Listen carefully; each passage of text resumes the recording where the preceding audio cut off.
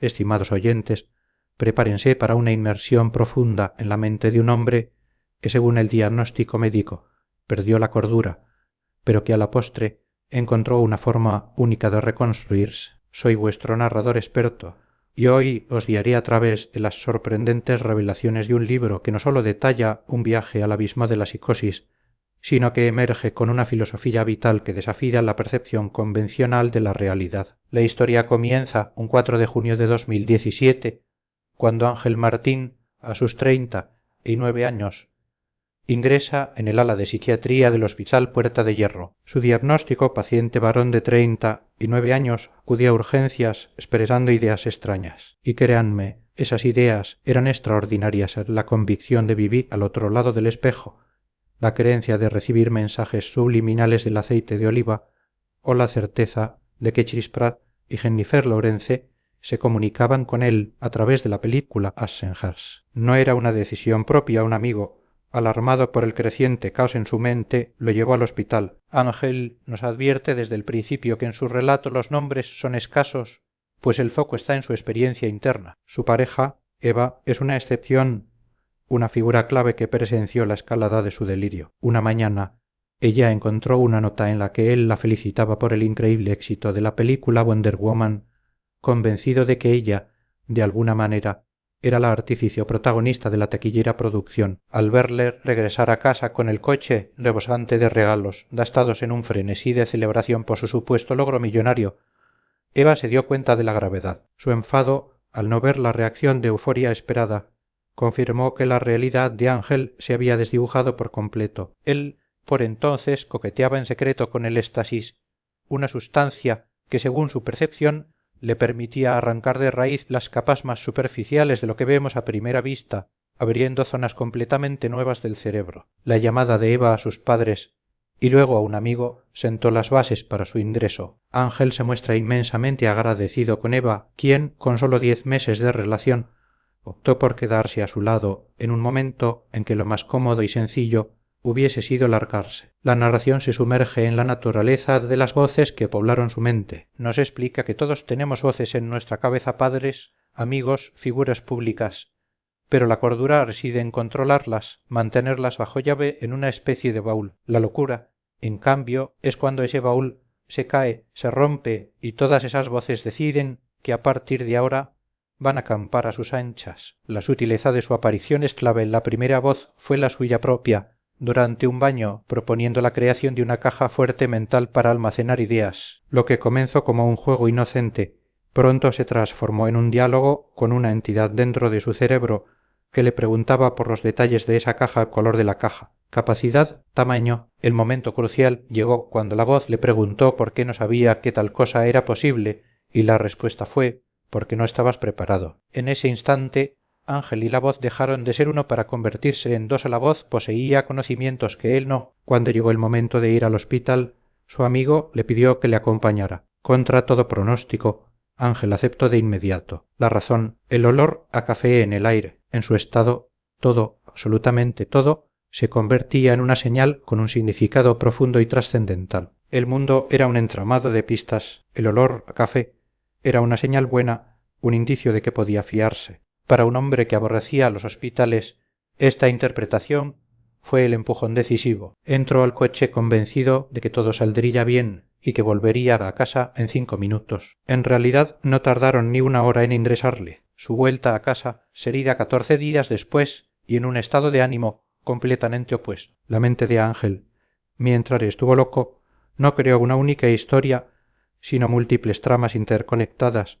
un laberinto de realidades superpuestas. La trama principal era, descifrando el universo, la convicción de haber desvelado las capas ocultas de la existencia para poder ver y escuchar al cosmos con claridad. Esto le permitía, supuestamente, hacer realidad absolutamente todo.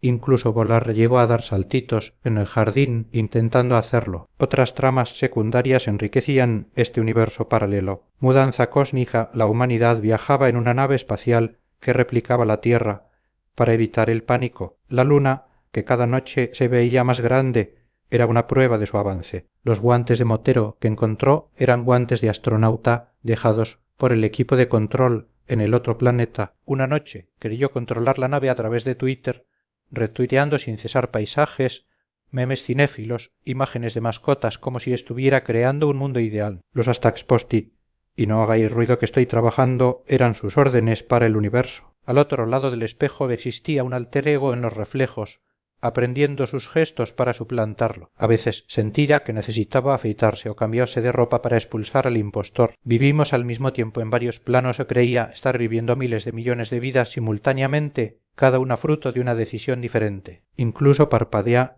era agotador por la cantidad de vidas que sacrificaba. Fue en esta trama donde su yo del futuro se convirtió en un interlocutor habitual, hijo de los dioses, e estaba convencido de descender de divinidades y de que las amazonas existían y acudirían en su ayuda. Interpretó los incendios del Amazonas como una señal de su conexión telepática. Uno de los episodios más intensos fue su muerte. Tras consumir marihuana, se sintió morir con todas las voces en su cabeza clamando a la vez. Desafiando el fatalismo, preguntó: ¿y si no quiero morir? Propuso que la muerte era un placebo, una idea socialmente impuesta. Esta audaz pregunta convocó a la voz de la muerte, y más tarde a la del universo, que aparecieron para debatir con él. Incluso personajes como los Monty Python y James Franco se materializaron como espectadores. Para salir de este callejón sin salida, Ángel recurrió a la física cuántica, específicamente la teoría del gato de Schrödinger. Argumentó que dado que nadie tiene ojos en la nuca, la realidad podría ser diferente para cada individuo, creando universos personalizados o frecuencias donde cada deseo se hiciera realidad sin conflicto. La muerte y el universo accedieron a su plan,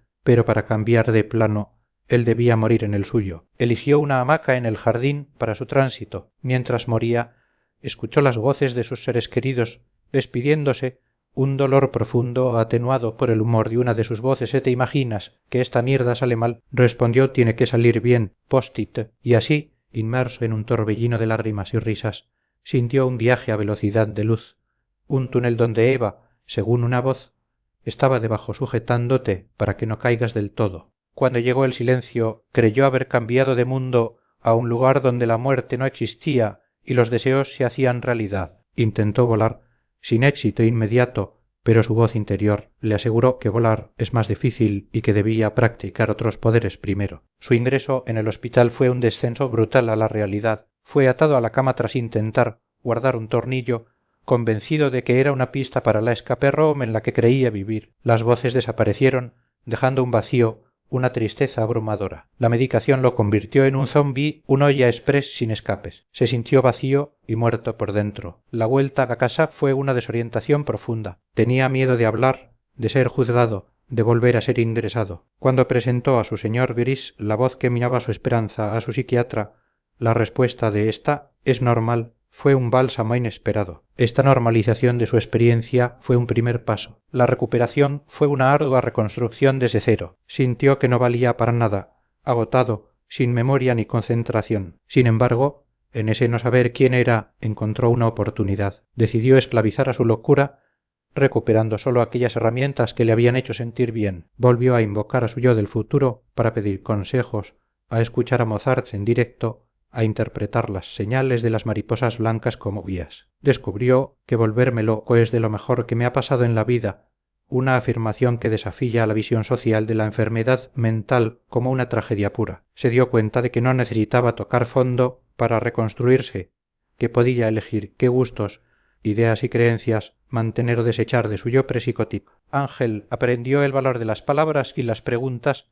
transformando el lenguaje en una herramienta para deshacer nudos mentales. Comprendió que muchas conversaciones eran encriptadas, una tapadera para lo que realmente se pensaba. Revivió anécdotas en el hospital, como preguntar por el color de las heces de los enfermeros o gritar punto para los locos. Cuando un paciente logró cambiar el canal de televisión, estas experiencias le enseñaron que su caso no era único y que la empatía es crucial. Su regreso a la escritura fue una parte fundamental de su recuperación.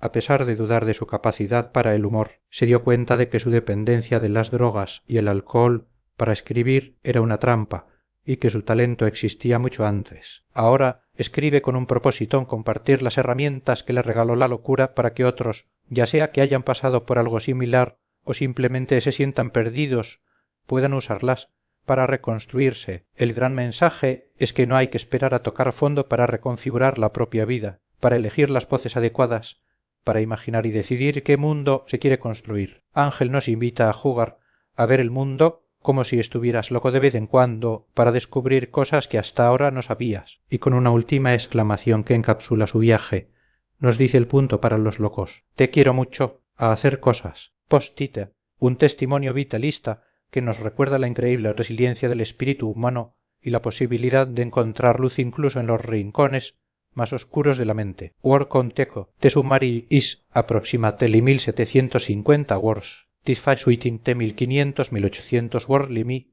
and soul de asili berri adable in under 14 minutes. Estimados oyentes, prepárense para una inmersión profunda en la mente de un hombre que según el diagnóstico médico perdió la cordura, pero que a la postre encontró una forma única de reconstruirse. Soy vuestro narrador experto y hoy os guiaré a través de las sorprendentes revelaciones de un libro que no solo detalla un viaje al abismo de la psicosis, sino que emerge con una filosofía vital que desafía la percepción convencional de la realidad. La historia comienza un 4 de junio de 2017, cuando Ángel Martín, a sus 39 años, ingresa en el ala de psiquiatría del Hospital Puerta de Hierro. Su diagnóstico, paciente varón de 39 años, acude a urgencias expresando ideas extrañas. Y créanme, esas ideas eran extraordinarias a la convicción de vivir al otro lado del espejo, la creencia de recibir mensajes subliminales del aceite de oliva o la certeza de que Chris Pratt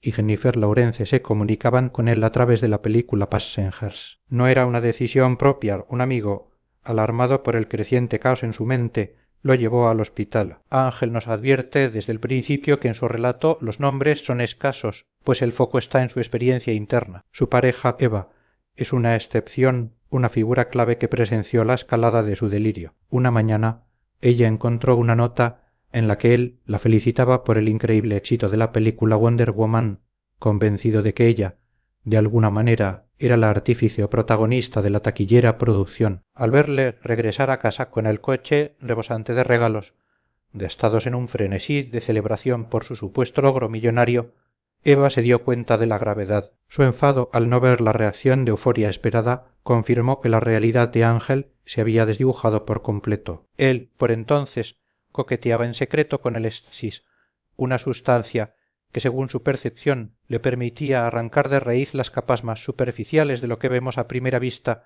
abriendo zonas completamente nuevas del cerebro. La llamada de Eva a sus padres y luego a un amigo sentó las bases para su ingreso. Ángel se muestra inmensamente agradecido con Eva, quien, con solo 10 meses de relación, optó por quedarse a su lado en un momento en que lo más cómodo y sencillo hubiese sido largarse. La narración se sumerge en la naturaleza de las voces que poblaron su mente. Nos explica que todos tenemos voces en nuestra cabeza, padres, amigos, figuras públicas, pero la cordura reside en controlarlas, mantenerlas bajo llave en una especie de baúl. La locura, en cambio, es cuando ese baúl se cae, se rompe, y todas esas voces deciden que a partir de ahora van a acampar a sus anchas. La sutileza de su aparición es clave. La primera voz fue la suya propia, durante un baño, proponiendo la creación de una caja fuerte mental para almacenar ideas. Lo que comenzó como un juego inocente, pronto se transformó en un diálogo con una entidad dentro de su cerebro, que le preguntaba por los detalles de esa caja al color de la caja, capacidad, tamaño. El momento crucial llegó cuando la voz le preguntó por qué no sabía que tal cosa era posible, y la respuesta fue porque no estabas preparado. En ese instante, Ángel y la voz dejaron de ser uno para convertirse en dos. A la voz poseía conocimientos que él no. Cuando llegó el momento de ir al hospital, su amigo le pidió que le acompañara. Contra todo pronóstico, Ángel aceptó de inmediato. La razón, el olor a café en el aire, en su estado, todo, absolutamente todo, se convertía en una señal con un significado profundo y trascendental. El mundo era un entramado de pistas. El olor a café era una señal buena, un indicio de que podía fiarse. Para un hombre que aborrecía a los hospitales, esta interpretación fue el empujón decisivo. Entró al coche convencido de que todo saldría bien y que volvería a casa en 5 minutos. En realidad, no tardaron ni una hora en ingresarle. Su vuelta a casa sería 14 días después y en un estado de ánimo completamente opuesto. La mente de Ángel, mientras estuvo loco, no creó una única historia, sino múltiples tramas interconectadas, un laberinto de realidades superpuestas. La trama principal era descifrando el universo la convicción de haber desvelado las capas ocultas de la existencia para poder ver y escuchar al cosmos con claridad. Esto le permitía, supuestamente, hacer realidad absolutamente todo, incluso volar. Llegó a dar saltitos en el jardín intentando hacerlo. Otras tramas secundarias enriquecían este universo paralelo o danza cósmica. La humanidad viajaba en una nave espacial que replicaba la Tierra para evitar el pánico. La luna, que cada noche se veía más grande, era una prueba de su avance. Los guantes de Mottero que encontró eran guantes de astronauta dejados por el equipo de control en el otro planeta. Una noche creyó controlar la nave a través de Twitter, retuiteando sin cesar paisajes, memes cinéfilos, imágenes de mascotas como si estuviera creando un mundo ideal. Los hashtags postí y no hagáis ruido que estoy trabajando eran sus órdenes para el universo. Al otro lado del espejo existía un alter ego en los reflejos, aprendiendo sus gestos para suplantarlo. A veces sentía que necesitaba afeitarse o cambiarse de ropa para expulsar al impostor. Vivimos al mismo tiempo en varios planos o creía estar viviendo miles de millones de vidas simultáneamente, cada una fruto de una decisión diferente. Incluso parpadear era agotador por la cantidad de vidas que sacrificaba. Fue en esta trama donde su yo del futuro se convirtió en un interlocutor habitual. Hijo de los dioses, estaba convencido de descender de divinidades y de que las amazonas existían y acudirían en su ayuda. Interpretó los incendios del Amazonas como una señal de su conexión telepática. Uno de los episodios más intensos fue su muerte. Tras consumir marihuana, se sintió morir, con todas las voces en su cabeza clamando a la vez. Desafiando el fatalismo, preguntó ¿y si no quiero morir? Propuso que la muerte era un placebo, una idea socialmente impuesta. Esta audaz pregunta convocó a la voz de la muerte, y más tarde a la del universo, que aparecieron para debatir con él. Incluso personajes como los Monty Python y James Franco se materializaron como espectadores. Para salir de este callejón sin salida, Ángel recurrió a la física cuántica, específicamente la teoría del gato de Schrödinger. Argumentó que dado que nadie tiene ojos en la nuca, la realidad podría ser diferente para cada individuo, creando universos personalizados o frecuencias donde cada deseo se hiciera realidad sin conflicto. La muerte y el universo accedieron a su plan, pero para cambiar de plano, él debía morir en el suyo. Eligió una hamaca en el jardín para su tránsito. Mientras moría, escuchó las voces de sus seres queridos despidiéndose, un dolor profundo atenuado por el humor de una de sus voces. ¿Y te imaginas que esta mierda sale mal? Respondió, tiene que salir bien. Post-it. Y así, inmerso en un torbellino de lágrimas y risas, sintió un viaje a velocidad de luz, un túnel donde Eva, según una voz, estaba debajo sujetándote para que no caigas del todo. Cuando llegó el silencio, creyó haber cambiado de mundo a un lugar donde la muerte no existía y los deseos se hacían realidad. Intentó volar, sin éxito inmediato, pero su voz interior le aseguró que volar es más difícil y que debía practicar otros poderes primero. Su ingreso en el hospital fue un descenso brutal a la realidad. Fue atado a la cama tras intentar guardar un tornillo, convencido de que era una pista para la escape room en la que creía vivir. Las voces desaparecieron dejando un vacío, una tristeza abrumadora. La medicación lo convirtió en un zombie, un olla express sin escape. Se sintió vacío y muerto por dentro. La vuelta a casa fue una desorientación profunda. Tenía miedo de hablar, de ser juzgado, de volver a ser ingresado. Cuando presentó a su señor Iris la voz que minaba su esperanza a su psiquiatra,